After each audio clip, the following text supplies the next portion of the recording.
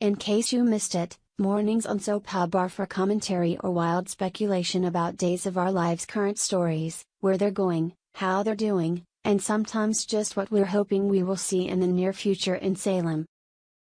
Fresh from the shower, Ben finds Sierra still marveling at the fact that they are having a baby.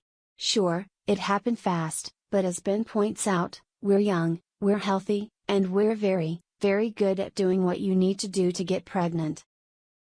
They try and guess exactly when it happened and conclude that maybe the mysterious wind which they feared was a bad omen might actually have been a positive one. Still sipping champagne after Bonnie and Justin's wedding, Kayla catches Steve up on Abigail's suspicions about Gwen and her search of Dr. Snyder's office.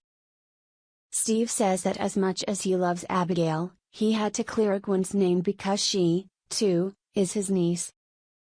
He is, however, sorry to hear that Gwen might still be keeping secrets, especially given that Jack thinks she's changed and they're reconnecting as a family.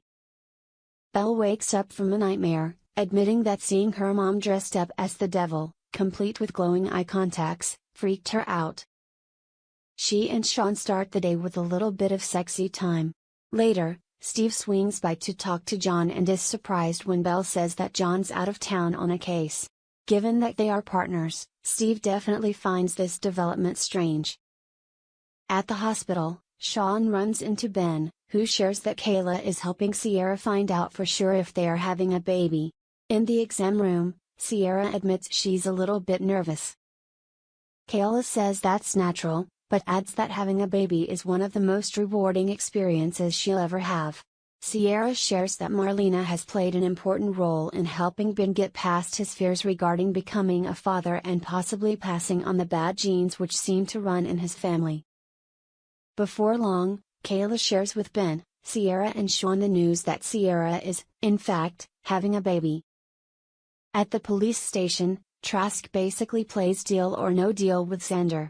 Sure, he can walk out with that briefcase full of cash, but if he does, she'll saunter over to Jack's place and tell him about the secret Gwen's been keeping.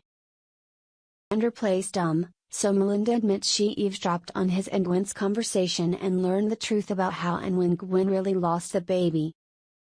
Trask says she's going to take the money and start a legal defense fund which will assist undocumented immigrants in honor of her late daughter. There's nothing more I can do for my daughter, but maybe I can help someone else's. Xander admits it's a worthy cause, but asks why she feels the need to do it with his money. Trask theorizes it's payback for how much his lies and manipulations have cost the taxpayers after all the time and energy I and the hard-working people in my office have wasted on your high crimes and misdemeanors. She has a point. Ultimately, Xander hands over the $1 million in exchange for Trask's silence. Of course, what Xander doesn't realize is that at that very same moment, Abigail is busy spilling those particularly rancid beans herself.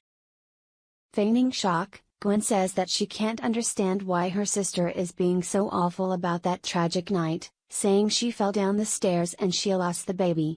Both those statements are true, admits Abigail, but not in that order. Befuddled, Jack says he's confused about what's going on. After all, everybody knows that the secret Dr. Snyder used to blackmail Gwen was that she'd been a sex worker in Philadelphia. Would you just tell him, insists Abigail, that this was another of your stupid lies? That's right. It's a lie so big Abigail deemed it worthy of two stupids. Jack asks why Gwen would lie, and Chad chimes in that it's because the truth is worse. After all, why would her being a hooker be so shocking given all the horrible, terrible, no good, very bad things Gwen had done to their family? No, Snyder was using something much bigger to blackmail Gwen. The truth is, when we got into that argument, she wasn't even pregnant anymore. Turning to Gwen, Jack, clearly hoping this is some kind of terrible misunderstanding, asks, "Is this true?"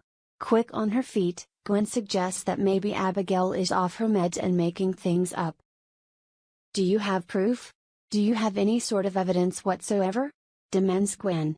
Unfortunately for her, Abigail does and whips out the medical chart proving her claims. Clearly missing the bigger picture, says she could have Abigail arrested for stealing the medical files.